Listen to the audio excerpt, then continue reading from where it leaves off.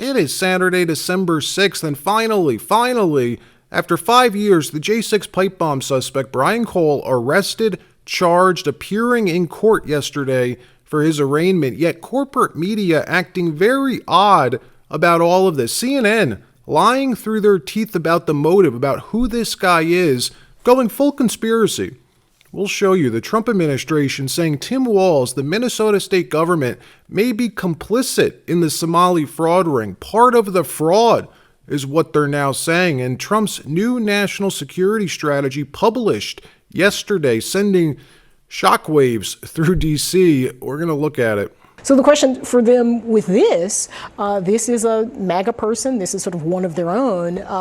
Does he get pardoned, right? Yeah. Do they sort of wipe away what he is to alleged have done? Because they've certainly done that with everybody else. So after 5 years, thousands of hours of news coverage, media coverage on J6, spending every waking hour for months obsessing over that day, you'd think when the FBI announces Thursday that they found, arrested the J6 pipe bomber, that it would be breaking news, top of the hour news, you'd think, right? But for whatever reason, outlets like CNN downplayed the story bigly. In fact, when the story broke, besides reporting on the initial story, they didn't cover it for hours, for almost half a day. Even their YouTube channel had not one video about the bomber between the initial report of his arrest and this new alleged link they received, or leak they received yesterday evening. 12 hours of silence regarding the case. The coverage that they did give included blatant lies, like Jake Tapper reporting the suspect was a white man, even though everyone, including Jake, knew he was black. Capitol attack. Brian Cole Jr., a 30-year-old white man from the D.C. suburbs, is charged with transporting an explosive device in interstate commerce and with malicious destruction by means of explosion. CNN observed local and federal law enforcement outside his home in Woodbridge, Virginia this morning. Then suddenly yesterday evening comes, and CNN coming out with this gem of a headline that the alleged J6 pipe bomber Brian Cole is likely a MAGA supporter, a MAGA warrior, a Trump supporter. Yes, that's what they're now reporting. And it gets even better. Where are they getting that from? Well, this is what these legacy networks do, folks. It's the reason they waited hours before talking about it, because they needed a hook to run with their own new fake narrative. And they found it. They're now reporting a source inside the investigation told them that Brian Cole admitted during his interrogation that the reason he planted the bombs was because he supported Trump and believed the 2020 election was stolen. We're getting some more details on the man accused of planting pipe bombs right near the U.S. Capitol on the eve of January 6. Sources tell CNN the 30-year-old suspect in this case, Brian Cole Jr., told investigators after his arrest he believed the 2020 election was stolen, providing the first indication into a possible motive. They should believe what he says? No, maybe he put a bomb at the DNC because he believed the Democrats stole the election because Republicans and conspiracy theorists pushed that, and he put the bomb at the RNC because the vice president, who was about to be sworn in, was going to ride by that area. There are many scenarios that the prosecution will have to play out this case. But I'm gonna say the thing out loud that I think everyone is not saying and is actually surprised, and why I think Janine Pirro is actually saying it. I think the fact that this man is a black man is surprising to people. I think people thought this was going to be a white man that did this. They were going to be able to say he was a part of the progressive left. And the fact that it's a black man that is saying, I too was susceptible to conspiracy theorists that the president and conservative podcasts were pushing that this election was stolen is a fact that they were not expecting, and now everyone is on their heels and they're trying to spin it. And I think that might be also why you think, let's not believe his actual story right now. Like he's trying to get both certainly sides. Possible. I mean, So my friends, that's what they were waiting for. One nugget of information to spin up, to manufacture this entirely new narrative that this was an angry white MAGA supporter, a Trump supporter who planted the bombs, and that maybe he did it to help distract Capitol Police and let the rioters storm the Capitol that day. What a load of crap. The truth is, we know very little about this guy's motive. If anything, The story currently is how the Biden FBI dropped the ball and the Trump FBI, Kash Patel, cracked the case wide open, a 5-year cold case. It's pretty impressive. As Mike Benz posted yesterday, the current FBI was competent at cracking the case while Chris Wray's was competent at corruption and obstructing it. We do know that Brian Cole has been talking. He was interrogated for hours yesterday, and that transcript of the interrogation was released to his attorneys. Other than that, we know next to nothing about this guy. We know nothing about what he was up to the night of January 5th, 2021, the day prior to J6. Yet the media already spinning this into him being this super MAGA warrior. Crazy. The Trump administration launching a full-scale investigation into Tim Walz, into the Minnesota state government and their potential connection to these Somali fraud rings. The fraud, investigators believe, now totaling not $1 billion, but up to $8 billion.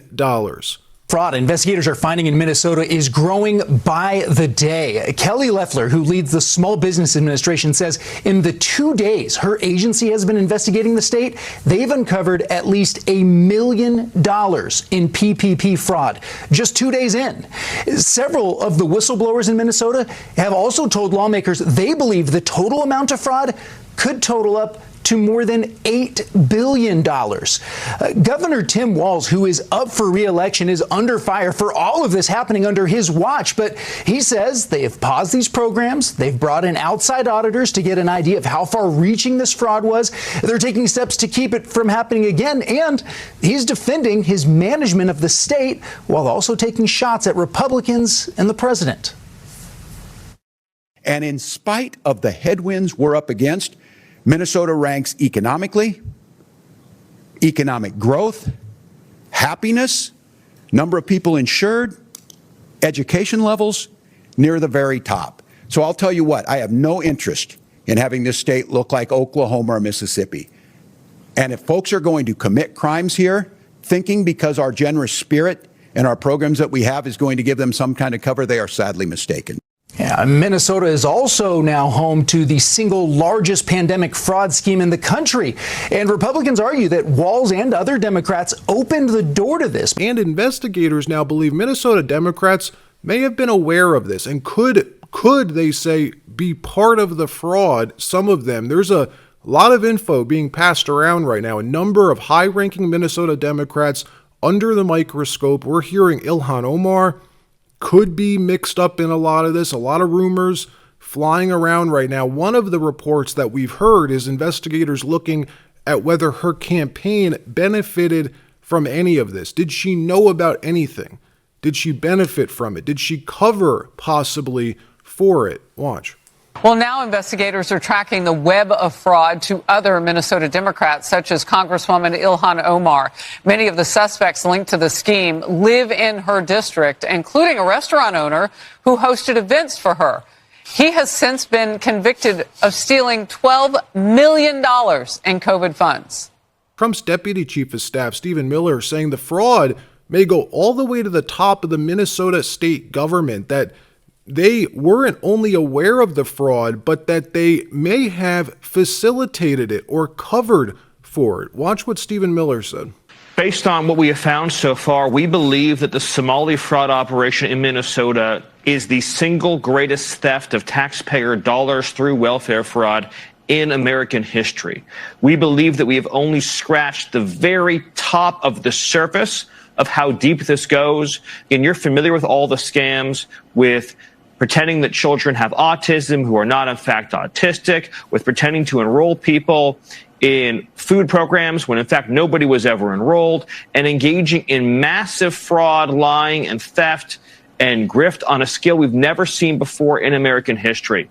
The total bill, the total tab for this is going to be far beyond the numbers we've already seen reported.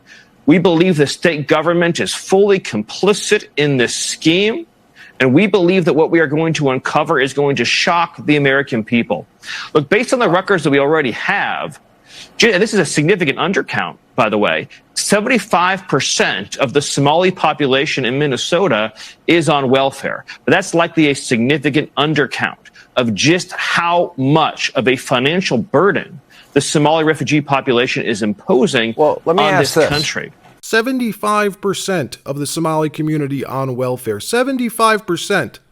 So you wonder why the president doesn't want them in the country. Trump says they're no good. They contribute next to nothing. That's the president saying that. And you have to say, if one community of people is taxing the system way more than any other, does that make them a net negative for our country?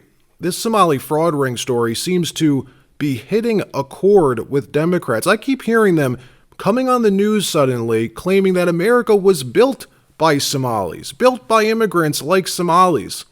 But that isn't true. It wasn't built by immigrants sitting around collecting handouts all day. America's founding fathers, they were the complete opposite. They were pioneers. They were smart, brilliant men who came here to explore, to build. They pulled themselves up by their bootstraps. They had nothing. They didn't sit around depending on the government. There was no government. They hated the idea of centralized power, centralized government. They came here to escape that. Yet somehow these people continue to lie and try rewriting our history. The majority of Americans across the country, regardless of political party, know that immigrants from all over the world, Somalia, India, wherever they're from, Latin America, Africa, that immigrants have built this country and make this country what it is today. Read a freaking book, lady. Read about our founding fathers. The European Union slapping Elon Musk with a $140 million fine for refusing to police speech on X, choosing not to fine X the company, but to fine Elon personally, utilizing their new powers under the Digital Services Act. In the lawsuit, they're accusing Musk of misleading users and failing to provide the EU with access to user data. J.D. Vance taking to social media and slamming the EU, writing rumors swirling that the EU Commission will fine X hundreds of millions of dollars for not engaging in censorship. The EU should be supporting free speech, not attacking American companies over garbage.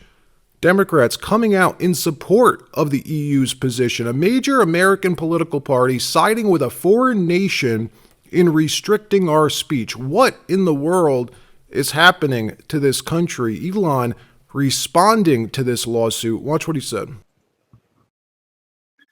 Yes, I think as a general rule, you can tell which side is the good side and which side is the bad side by which side wishes to restrict freedom of speech.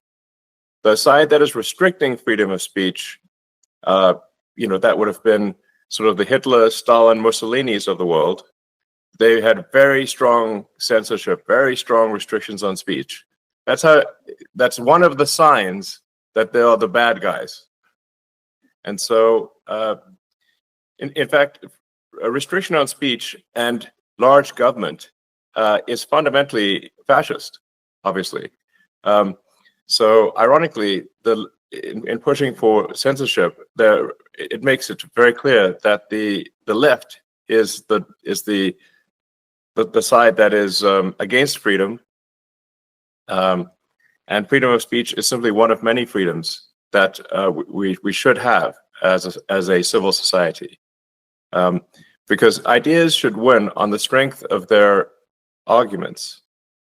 They should not win because they are suppressed. Interestingly, the Trump administration just published our new national security strategy yesterday, on Friday, which, let's just say, has generated a ton of shock and discussion, especially by members of the establishment in Washington.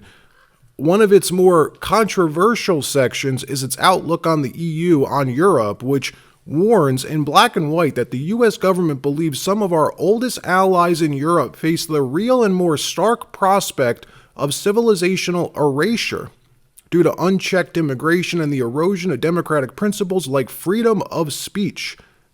Prudent? Can you say prudent? The document describes that should present trends continue, the continent will be unrecognizable in 20 years or less. That's a close quote, and that Washington will begin distancing itself militarily from NATO, saying it's far from obvious whether certain European countries will have economies and military strong enough to remain reliable allies to the United States. All of it, again, proving to be pretty damn prudent considering this new fine just imposed on Elon Musk. Let me know what you think. Is the EU the same place it was 20 years ago? Will it be in 20 more years from today? How about Britain?